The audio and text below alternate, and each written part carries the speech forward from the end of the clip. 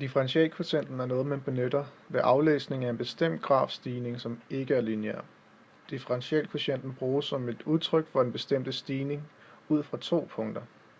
Og her har vi det første er et eksempel af en sekant, der har disse 2 punkter, der rammer parablen. Og den kan vi bruge til at aflæse den gennemsnitlige stigning mellem disse punkter.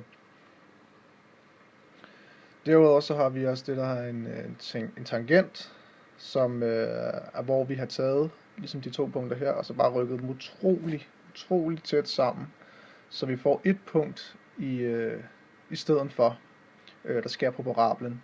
Og det kan vi bruge til at aflæse stigningsprocenten for det specifikke punkt.